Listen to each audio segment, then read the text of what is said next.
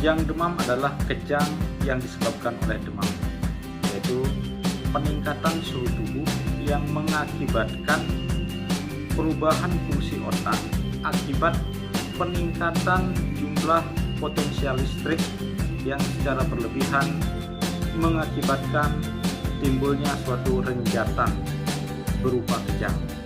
Itulah secara umum pengertian daripada kejang demam. Kejang demam yang saya kelola saat ini adalah kejang demam sederhana.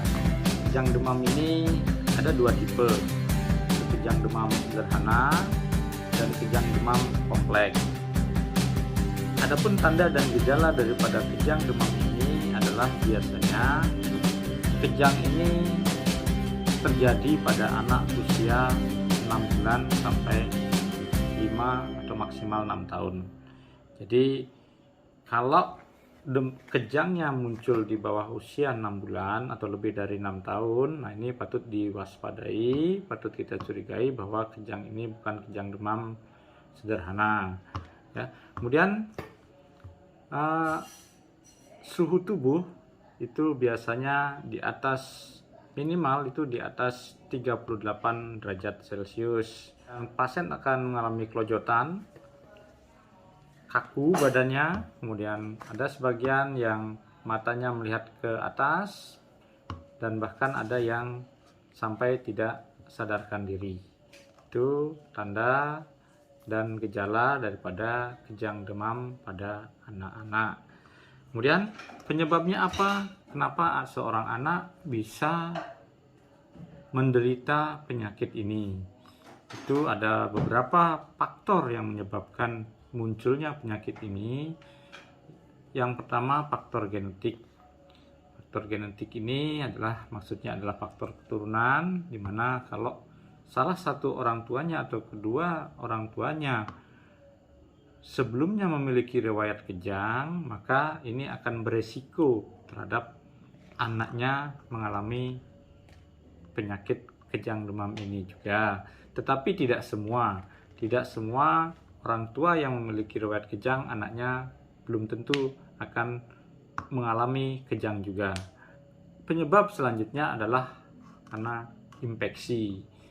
Jadi infeksi ini harus dibedakan apakah dia infeksi intrakranial atau ekstrakranial.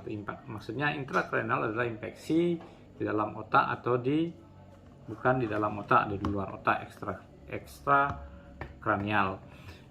Rata-rata kejang demam pada anak itu adalah infeksi ekstrakranial seperti demam karena flu, batuk. Nah, ini bisa meningkatkan suhu tubuhnya sehingga bisa menimbulkan kejang. Itu sekilas mengenai kejang demam. Untuk selanjutnya, bagaimana menerapkan asuhan keperawatan pada pasien, silakan simak video berikut.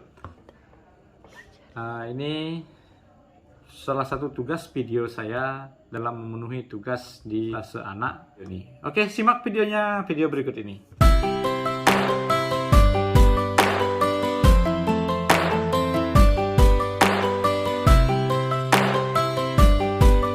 Saya Komang Panjadharma. Ini saya mau izin anak ibu saya jadikan kasus kelolaan saya, karena saya lagi kuliah ngambil stase keperawatan anak. Nggak apa-apa ya Bu ya? Nah, boleh ya? Boleh. Adik, halo, anak pinter, anak ganteng, ya. Mau diperiksa dulu ya? Dulu. Nah, sudah nggak apa-apa, sambil digendong nggak apa-apa. Di rumah udah berapa hari sakitnya? Baru semalam itu, terus siangnya kesini. Dari semalam ya? Iya. Panasnya ya? Malam panas, terus siangnya itu ada kesini. Yang agak sini. Di sana udah dicariin obat belum? Udah. Nah, obat dari mana? Berobat di mana? Pertamanya dari apotik, terus bidan langsung bawa ke sini. Bawa ke sini. Kejangnya lama nggak di rumah? Ya paling kurang lebih 5 menit lah. 5 menit kejangnya ya? Kurang lebih itu. Selain kejang, apa tadi? Batuk, pilek, mual juga. muntah sekali kemarin. Mudah sekali ya. Oke. Coba diperiksa ya, anak pintar ya.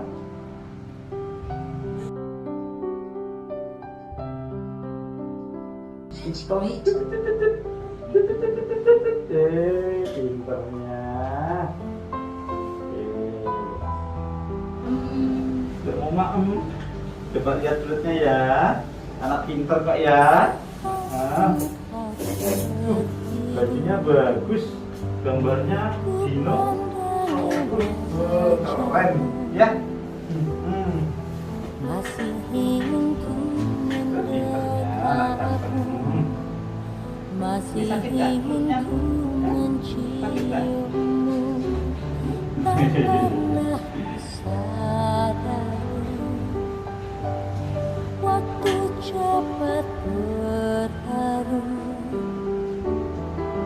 Kini engkau menjadi besar, kini engkaulah Ya, anak pinter.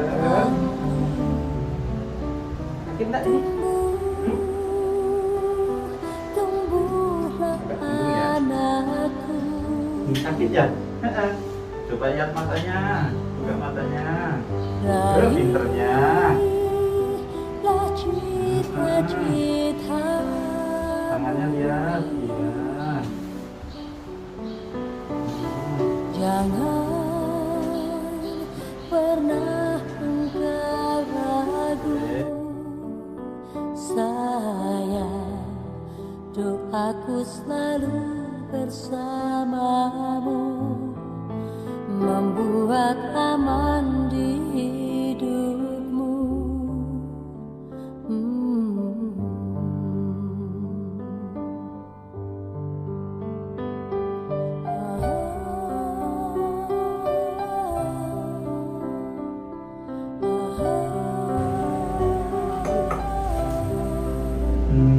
Pinter Kak, ya.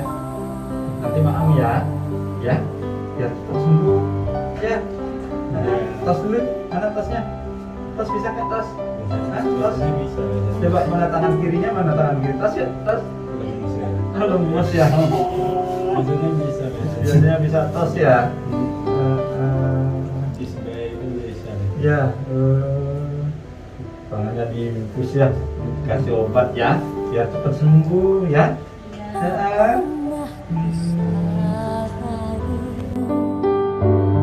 Waktu cepat berlalu, Belum bisa ngomong ya? engkau Belum bisa. menjadi iya. besar, kini engkaulah harapanku. Ya.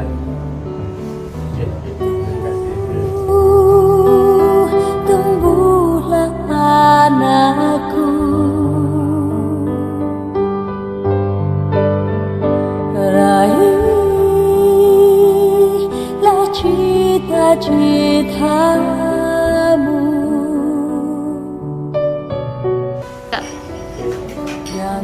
Kalau kompresnya pakai air hangat. Jangan air Hangat ya.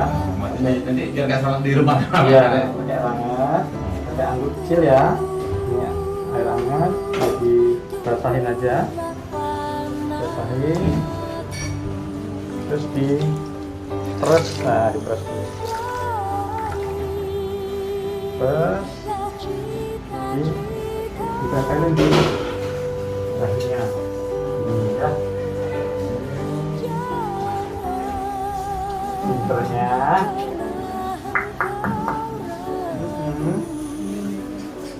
Biar mata ya.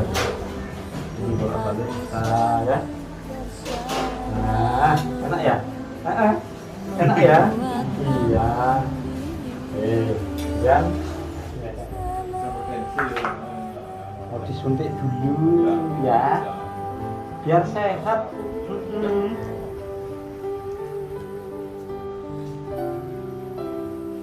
Jangan sih ya.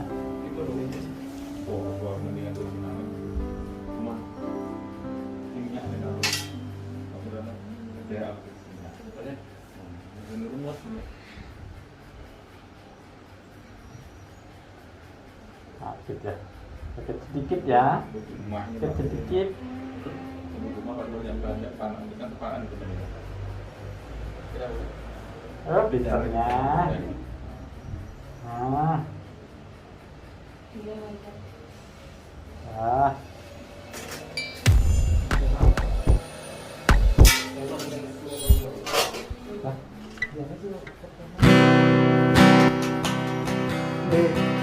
Tenang aja.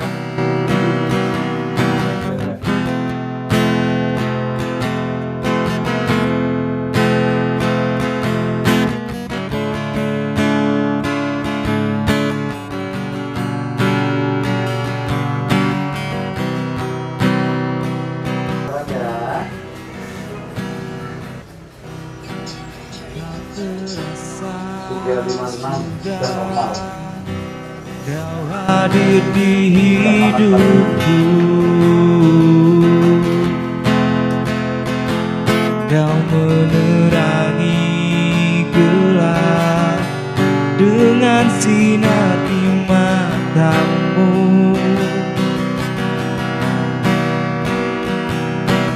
Kau hapuskan semua kesepian di dunia. Di akhir video ini saya akan berbagi sedikit tips bagaimana penanganan pertama yang bisa kita lakukan sendiri di rumah jika mendapati pasien atau anak-anak yang mengalami kejang demam. Yang pertama yang dilakukan adalah tetap tenang, tidak boleh panik ya. Tidak boleh panik karena kejang demam pada umumnya, kejang demam seperti ini akan berhenti sendiri kurang dari 5 menit, maksimal 5 menit. Jadi biarkan saja anak kejang, yang penting langkah yang kita ambil pertama adalah lindungi anak dari cedera. Jadi jauhkan benda-benda yang dapat mencederai anak seperti benda-benda tajam, pisau, kemudian benda-benda pecah belah seperti gelas, kaca ya. Itu. Kemudian letakkan penderita ini di tempat yang aman, seperti tadi, yang aman, yang jauh dari benda-benda yang membahayakan. Selanjutnya miringkan pasien, miringkan si anak, boleh miring ke kanan maupun ke kiri. Ini tujuannya adalah jika anak mengalami kejang itu biasanya akan keluar air liur atau muntah.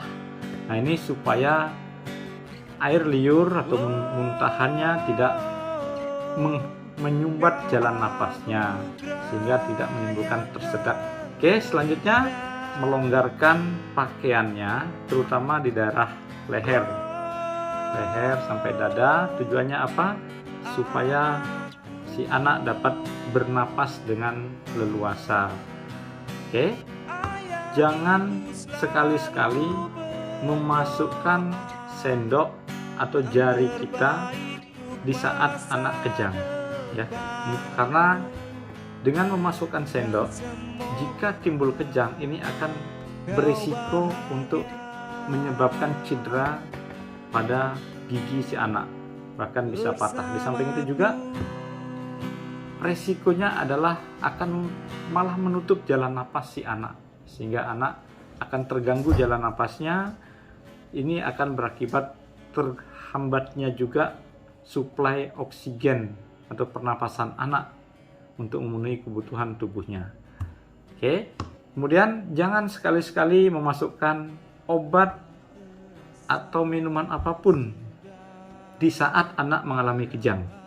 Karena kalau anak kejang dia tidak akan bisa meminum apa yang diberikan lewat mulutnya dengan baik, dan ini akan beresiko untuk timbulnya tersedak atau masuk ke paru-parunya sehingga akan menghalangi jalan napasnya kembali. Kejang demam sederhana ini biasanya tidak lebih dari 5 menit. Jadi ingat, jangan panik ya, jangan panik, tetap tenang. Lakukan yang telah saya sarankan tadi, kemudian sambil lihat jam, sambil lihat waktu. Kalau lebih dari 5 menit segera dibawa ke pelayanan kesehatan terdekat. Baik, demikian beberapa tips atau hal-hal yang bisa kita lakukan di rumah. Semoga membantu. Terima kasih. Aku